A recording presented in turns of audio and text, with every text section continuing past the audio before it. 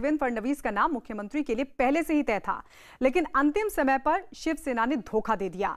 नड्डा ने शिवसेना के साथ कांग्रेस पर भी हमला बोला और राहुल गांधी की राजनीतिक समझ पर उठा दिए सवाल।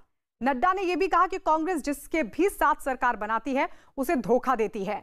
नड्डा के इस बार पर कांग्रेस ने पलटवार किया, तो वहीं शिवसेना ने कहा कि धोखा देने का जेपी नड्डा का आरोप पूरी तरह बेबुनियाद है। आप लोगों के लिए शॉकिंग था शिवसेना बाला साहब ठाकरे की पार्टी कांग्रेस के साथ गठबंधन कर रही है? शॉकिंग नहीं, धोखा था। धोखा था, बिल्कुल धोखा था। और हम राजनीतिक दल के लोग इन सारी इवेंचुअलिटीज के लिए तैयार रहते हैं, इसमें हमें कोई आपत्ति नहीं है। पर चुनाव लड़ने से पहले आपको नहीं लग रहा था ऐसा होगा? नहीं लग रहा था। और निश्चित रूप से चुनाव के दौरान हम लोगों ने मोदी जी की रैली से, मोदी जी ने कहा यहाँ देवेंद्र, शिवसेना की रैली में मोदी जी के कटआउट्स बहुत बड़े बड़े लगते थे उधर।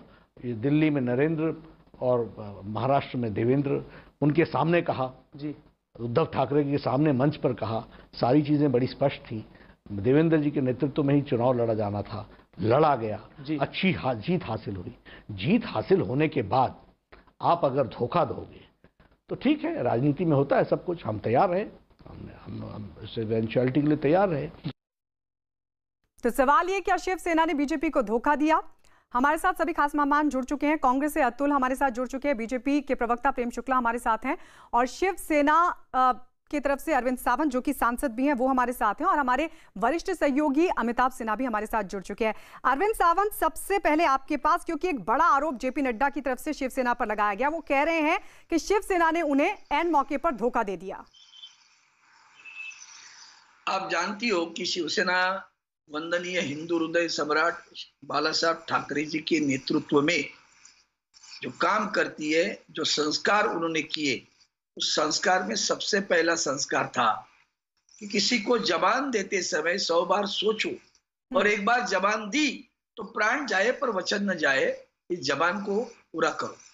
और वही जबान जो माननीय अमित शाह जी और हमारे आदरणीय उद्धव जी ठाकरे साहब के बीच में हुई, उस जबान का पालन नहीं हुआ।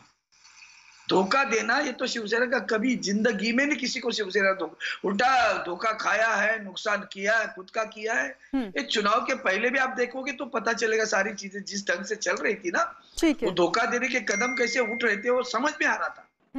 लेकिन अब ये सबसे बुरी बात बताऊं आज मैं जी, मुझे सबसे बुरी बात लगी कि इस विषय पर आप बहस कर रहे हो, इस विषय पर आप चर्चा कर रही हो, जब पूरा भारतवर्ष, पूरी दुनिया कोरोना वायरस के विषाणु से ग्रस्त है, त्रस्त है। हम इसलिए चर्चा कर रहे हैं अरविंद सावंत जी, क्योंकि जेपी नड्डा जी की बीजेपी के राष्ट्रीय अध्यक्ष हैं, और ये आरोप बीजेपी बहुत पहले से लगाती रही है आप पर। ये कहती रही कि भाई जब हमने चुनाव से पहले जो गठबंधन हमने किया था, चुनाव प्रचार में भी देवेंद्र फडणवीस और उद्धव ठाकरे यानी शिवसेना, बीजेपी शिवसेना को लेकर हमने प्रचार किया, साथ साथ चुनाव लड़ा, फिर चुनाव जीतने के बाद गठबंधन ने चुनाव जीता था और उसके बाद शिवसेना पीछे हो गई।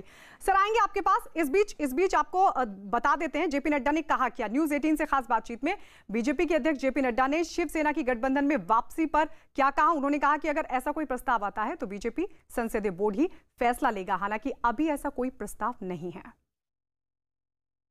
अगर शिवसेना वापस आने का मूड बनाती है तो भारतीय जनता पार्टी के गठबंधन होगा? ऐसा ये तो भारतीय जनता पार्टी की पार्लियामेंट्री बोर्ड के साथ बैठ करके सारे लोगों के साथ चर्चा करेंगे, लेकिन ना ऐसा कोई ना प्रस्ताव है, ना ऐसे ही हमारी कोई सोच है भी। अभी वो गए हैं, वो उन्होंने अभी अपने आइडियोलॉजिकल कमिटमेंट के साथ जिस पार्टी को खड़ा किया है, उस कमिटमेंट के साथ कितना कॉम्प्रोमाइज, शॉकिंग था आप लोगों के लिए जो उन्होंने जिस कमिटमेंट के साथ उन्होंने पार्टी को खड़ा किया, जिस आइडियोलॉजिकल बैकग्राउंड के साथ, उसके साथ इस 5 सालों में कितना कॉम्प्रोमाइज होगा वो देखेंगे, फिर तौलेंगे, फिर वो तय करेंगे उनको क्या करना है।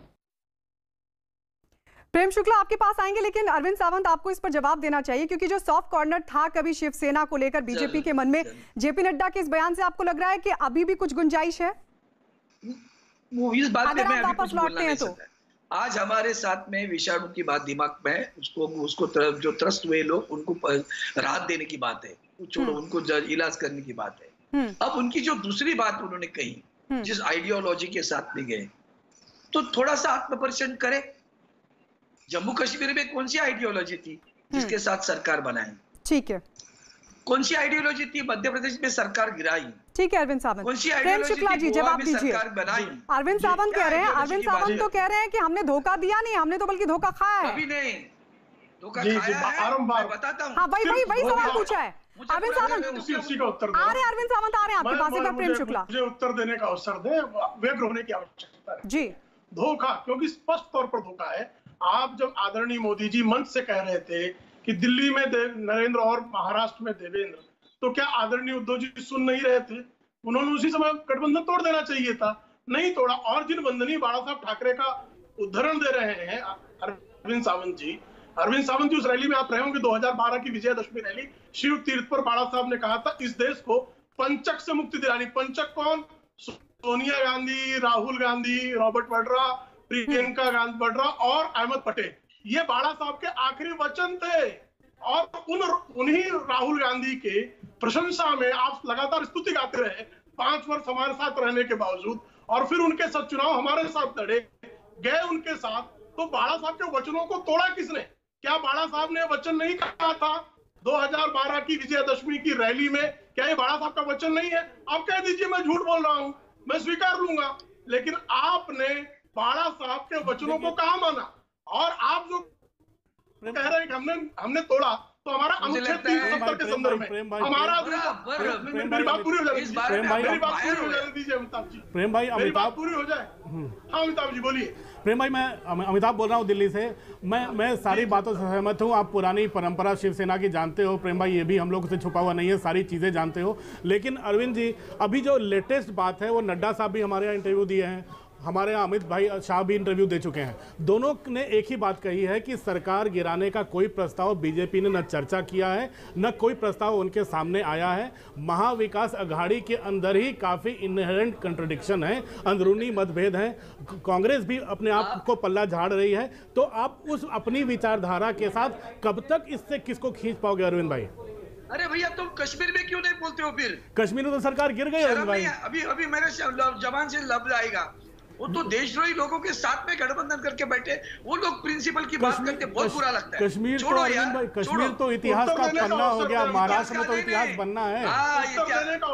कश्मीर तो इतिहास बन गया। यही तो खासियत, यही तो आपकी खासियत है, यही तो आपकी खासियत है। अब रही बात, दोबारा बताता हूँ, सरकार चुनाव के परिणाम घोषित होने के बाद में उस वक्त उद्धव जी ने कितनी चुप्पी रखी है ना आपके लिए। हर एक मुद्दा निकालो ना, एक मुद्दा निकालता देता हूं। सातारा में हमारे मित्र उदयन राजे भोसले जो राष्ट्रवादी के सांसद थे, उन्होंने इस्तीफा दे दिया। अच्छा, सातारा में गठबंधन में सीट कौन लड़ा था? शिवसेना लड़ी थी। अब शिवसेना सीट लड़ने के बाद भी बिना शिवसेना से पूछे हुए, बिना बात किए हुए उदयन राजे जी का भोसले का बीजेपी में प्रवेश होता है और चुनाव में बीजेपी वहां उदयन राजे को खड़ी, जबकि वो जगह एक मिनट नहीं, आधी बात तोड़ो नहीं, मैं नहीं सुनता। मेरी बात पब्लिक डोमेन में है सावंत साहब। हाँ तो क्यों अभी आप लोग दोबारा याद दिलाते हो ना? बीती ताही बिसारी दे, आगे की सुधी ले। हम लोग आगे की बात तो कर रहे हैं हम लोग। बीजेपी नहीं कर रहे हैं। ठीक है प्रेम शुक्ला जी।